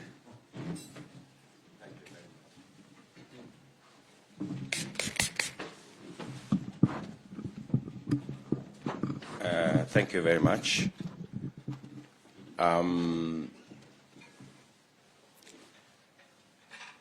Let me start with my good friend here, whether I will consider the SME authority. I think we have enough structures in place to be able to roll out the 50 billion commitment on making sure that we have access to credit by SMEs. We have already the Biashara Fund. We already have all the other things. What I will do is to make sure that we don't create additional bureaucracy. We must make it simple on what access will look like. We must make it simple. So the fund on accessing credit to micro and small enterprises will be deployed alongside, and we will want to delocalize it to every constituency. We do not want to create a fund in Nairobi. And in fact, my commitment to the public is that we will delocalize it to every ward. In fact, not constituency, to every ward, so that there is a funding mechanism in every ward. I had a discussion with President Museveni, and he runs a very effective fund called Prosperity Fund, and it is localized. The reason why we have a challenge of eggs from Uganda, the reason why we have a challenge of milk from Uganda is largely attributed to the productivity of their farmers because of the Prosperity Fund. That is localized. So my team is working with what has worked elsewhere, and we will be able to localize or locate that fund in a place that creates accessibility at the ward. And for your information, it's going to be in our first budget. The first budget we will have that fund. Women. The people, in fact, if you heard me, the example I gave is about a lady called Shiro. Many of the people who have no access to credit are women. They have no access to property. They have no access, and primarily these are the movers and shakers at the bottom of the pyramid, whether it is in agriculture or in our SME sector. And if there are the largest beneficiaries of our bottom-up economic plan is women. That's at a business level. At the level of the 2/3 gender that we have all been working on, if there is one place I will support the changing of the Constitution, is on the 2/3 gender rule. That is the place I will accept for us to change the Constitution. I will have a problem with changing the Constitution to guarantee positions for leaders, as Musalia said. If there is a guarantee, we must give. If it is a guarantee to the millions of young people by making sure that we have the programs that will guarantee them jobs. On the subject of,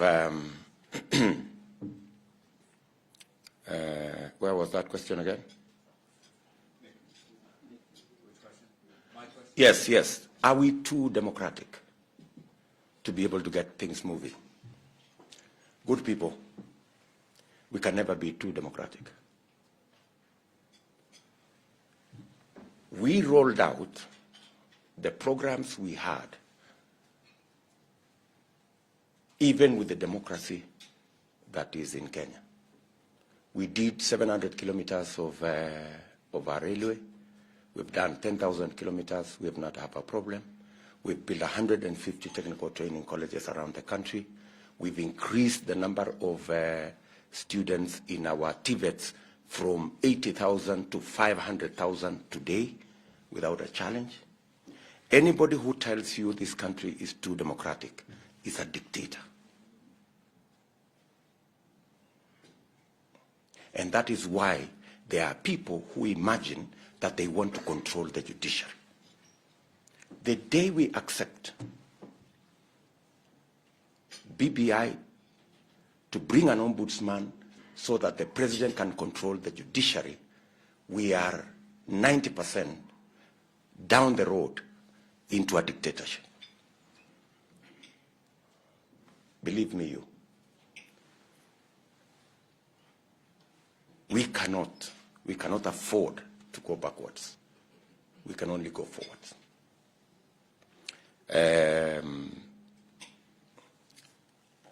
Working with, there is wisdom in having independent institutions so that we can have a system of checks and balances that creates accountability. Nobody should sell you the story of a benevolent dictator. There is nothing called a benevolent dictator. A dictator is a dictator. And we must never run experiments around that space. We can take this country forward by hearing every voice. And we can take this country forward without harassing others. You know, the people of Kenya are intelligent enough to make a decision as to what is right and what is wrong. Let us not underestimate the intelligence of the people in the street. Even though they may be in slippers, I tell you, they are not fools. So, we must never run any experiment about our democracy. It is what works. It's what works in the world. It's what works best. And nobody should tell us, oh, you know, Africans, you have to be a bit dictatorial for them. No. You know, in other words, we are accepting that we are lesser human beings. That's an insult. Good people. Tunaelewana. I have been deputy president for 9 years, and that's why I want to answer the next question. I've been deputy president for 9 years. I can tell you from where I sit that there is nothing that you cannot achieve if you have a plan. All these, oh, you know, the judiciary is a stumbling block, I don't know what, you know, we are too democratic, are excuses when you don't have clarity of where you want to take the country. We've done the many things we've done with the judiciary being in place, with all these people, with all the noisemakers, the civil society are also telling us stories. They are telling us you cannot do this. They all become part of what informs us. The civil society have a role to play. The judiciary have a role to play. The legislature have a role to play. Sometimes they cause us problems in the House, but that's the nature of democracy. We just need to call them. Sometimes they take certain decisions out of not having enough information. We just need to get them, explain to them, and in many cases, people who are in these offices, whether in the judiciary, whether it is in the legislature, they are not fools. They can see sense where there is sense. Let me, I see somebody has asked me here, you have been in leadership for decades.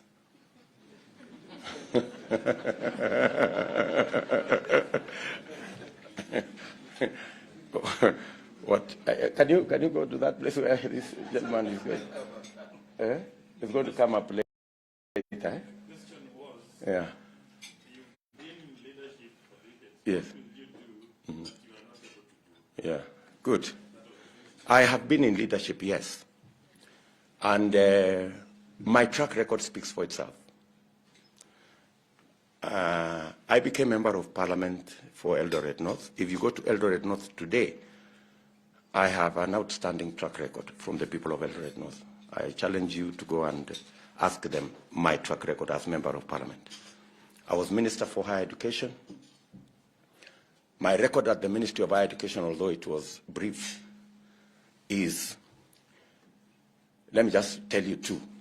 Number one, when I went to the Ministry of Higher Education, I found that for 15 years, you had to wait for 2 years to be able to go to college.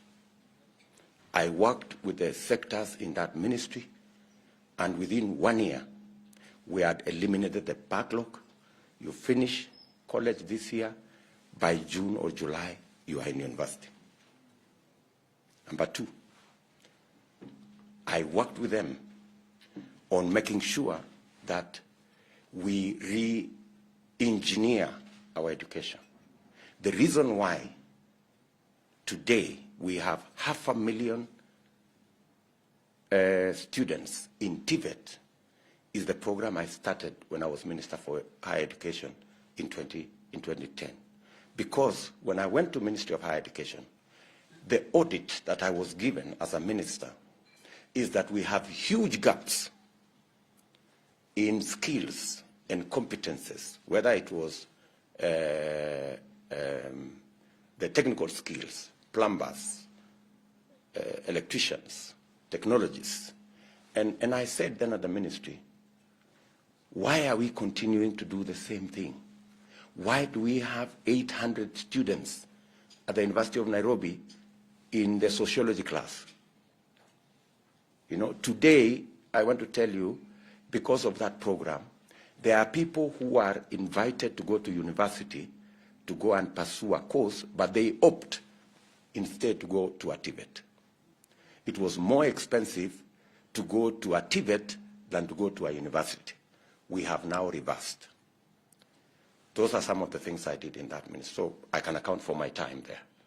When I became Minister for Agriculture, again, my record stands for itself in the transformation in that sector. It is the very first time farmers in this country increased their productivity in the maize sector by almost 20% because President Kibaki allowed me to be able to subsidize fertilizer, which is what everybody does in the world. Unfortunately, that subsidy was removed 2 years ago, and that is why our productivity is going down.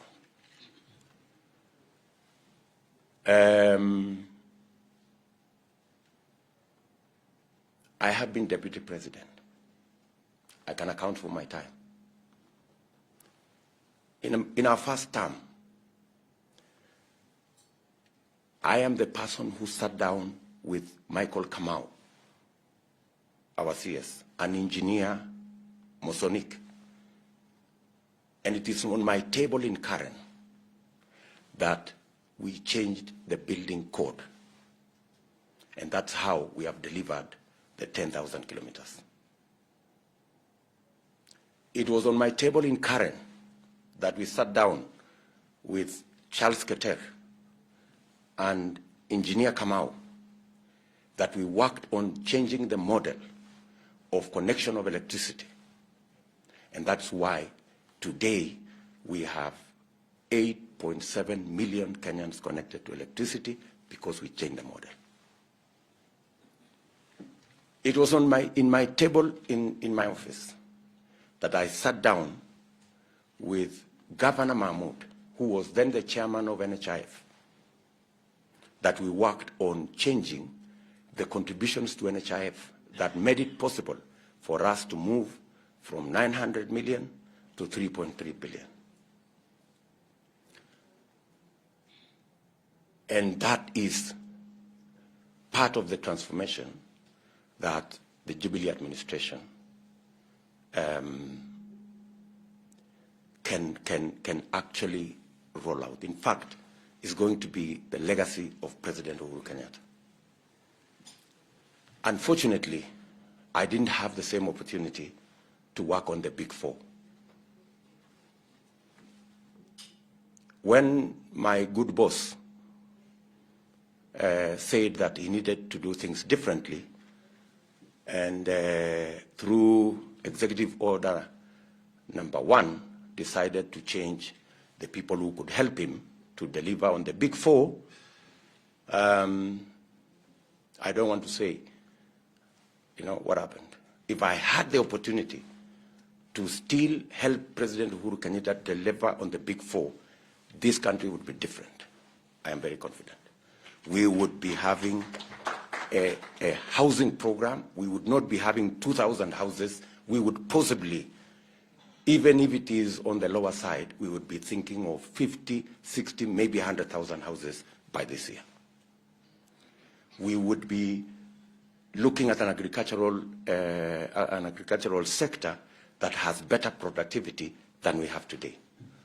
I promise you that we would have delivered fully on our universal health coverage.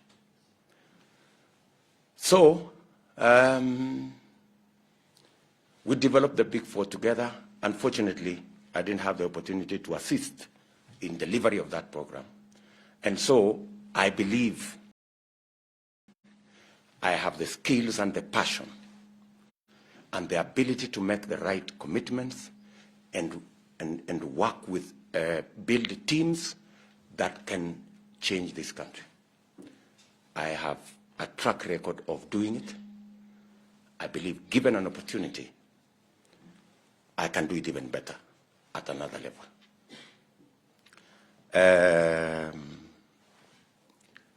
Let me also say that maybe there is the whole issue about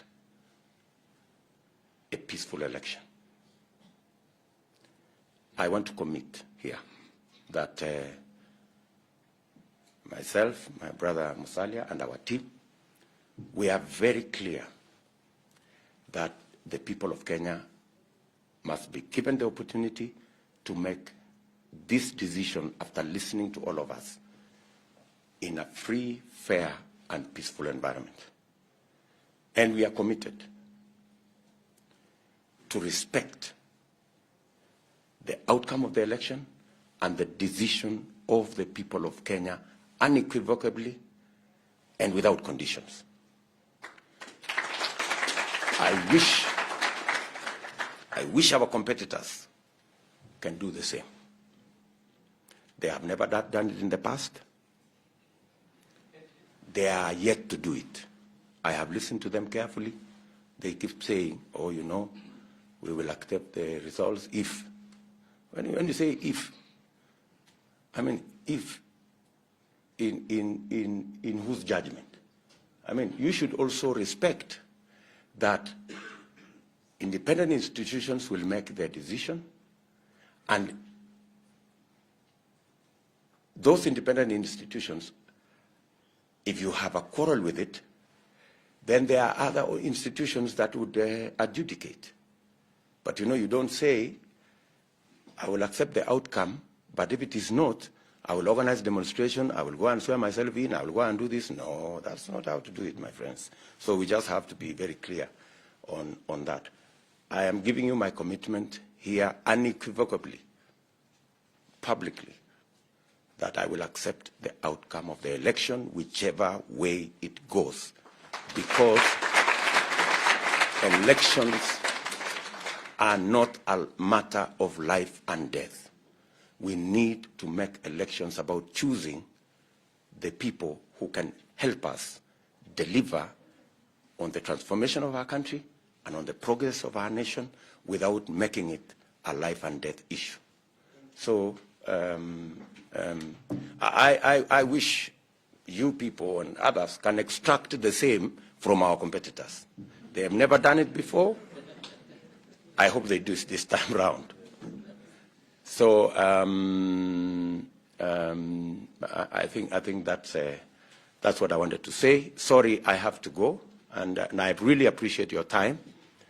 And I will also take this opportunity to ask for your vote.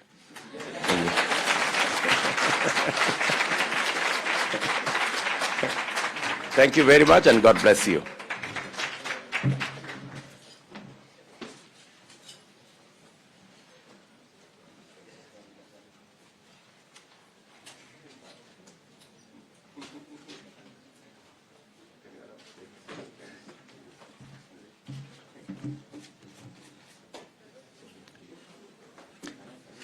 Your Excellency, you gave us the time. It's now over.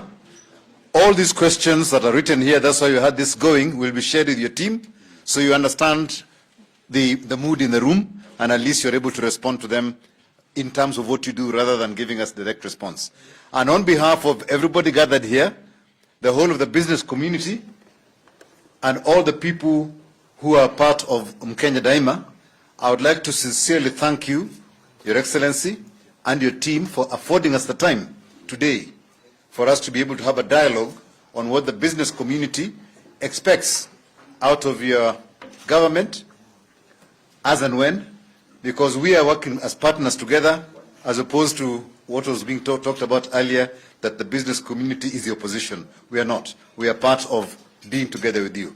So thank you very much, and we wish you your best, all the best in your engagements from today forward.